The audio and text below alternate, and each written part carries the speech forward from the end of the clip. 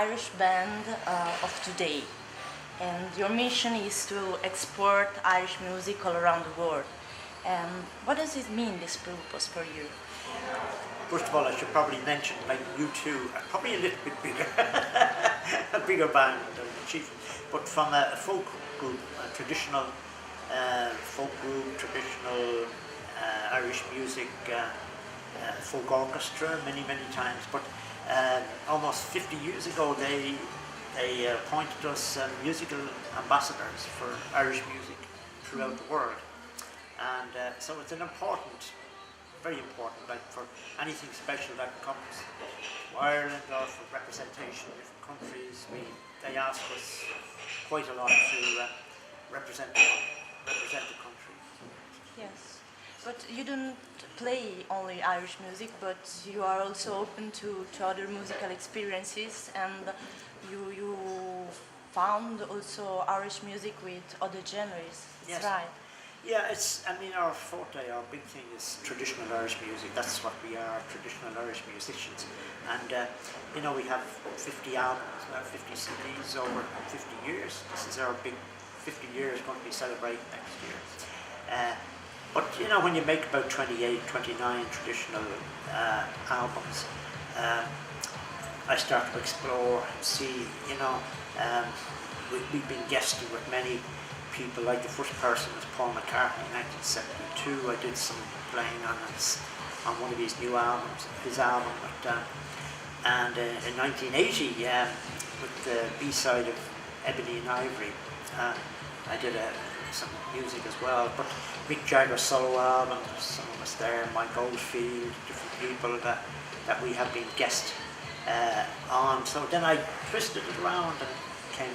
You join us, to Sting and to Rolling Stones, Van Morrison, very many people. But for that album, The Long Black Veil, it was mostly almost Irish music, like Sting singing Gaelic and Gillamar, a 300-year-old, and Mick Jagger playing The Long Black Veil, which is associated with Ireland, the music is,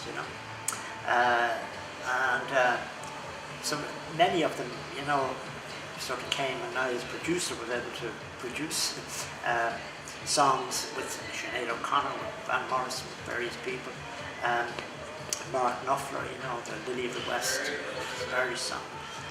So this is a wonderful, great opportunity to let the world know about this great folk art of traditional Irish music and songs.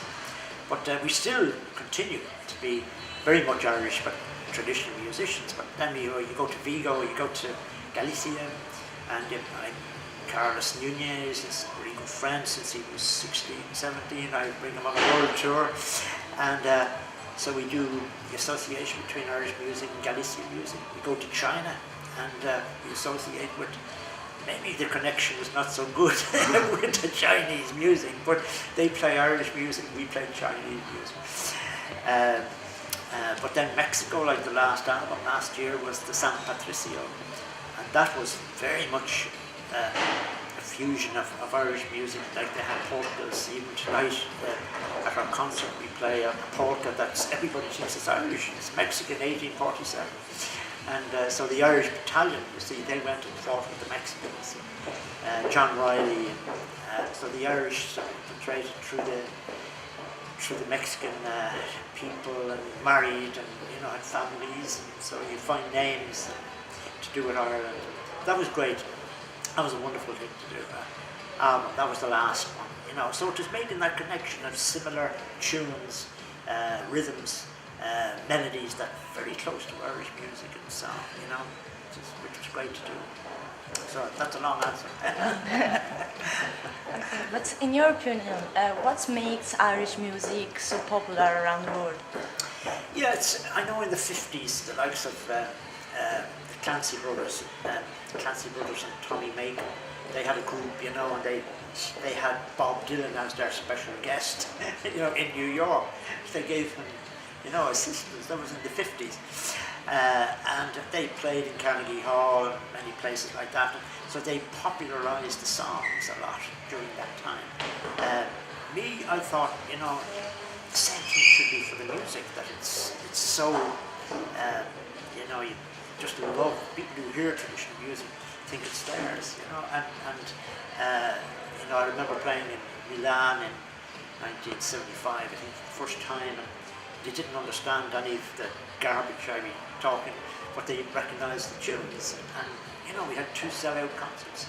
So there's a melodic and a tremendous variety of different kind of melodies and stories behind the songs as well, that is recognisable all over the world. People love it, from Argentina to China to Japan. We go to Japan, you know, for the last 40 years, and it gets bigger and bigger and bigger, you know, and it's all Japanese people. They just love the sound, they love the dancing now, which is part, you know, which has been always part of our concerts that we've done all over the world, and from which, incidentally, the river dance started from, you know, what we do. Like Michael Flatley was with us for 7 years, and Gene Butler was with us for 6 years. So this came about as a result of what Chieftains do and still do today. Mm-hmm. And what's the things that you love the most about being an artist? Well, it's a God-given gift, really, you know. And you know, since I was since I was a child, you know, I used to listen to music, and I had a gift of remembering tunes, classical music, songs, popular songs, and rock and roll. You know, Bill Haley when it happened in the 50s, things like that. And I even had a skittle band at one time. I played the washboard, you know, and the ukulele. So this is all part of having fun, you know, with music and songs. But traditional music was always the number one, you know, playing the pipes and whistle. I just, you know, every day to me it's food for the mind, body and soul. It's so important, you know, music, and I think the world would be a very sad place without music and songs, and I think we, you know, we have this gift. We got together, and 50 years as the band now, and we have our own brand, our own sound, and our way of putting across, with no flashing lights or smoke screens or anything like that. Just solid music and humour. Humour is very important. And if I tell you Ireland, what would you say? Ireland. Yes. Ireland. Well, the green fields for a start is wonderful. But to me, I think Irish music is, no matter where you play, it's Ireland. You know, that to me is, I think, is so important.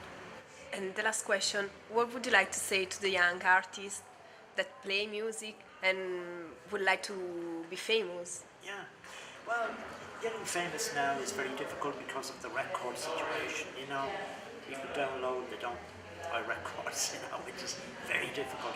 But if you have the art of playing music in public, this is very important. And always with us, this was our big thing. You know, we love to play for.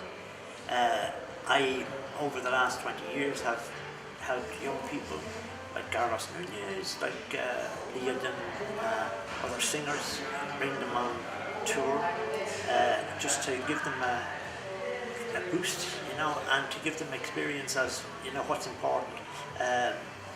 You know, back home in Ireland, in the Limerick, the school, the World Music Academy, we are the resident musicians in residence. So we give a big concerts and some workshops, you know, and talk to young people. And they come for their final exams, and they come to me or to somebody to, you know, to help them. And also in the final examinations, as part of the music, every year they have questions about the Chieftains and what we do.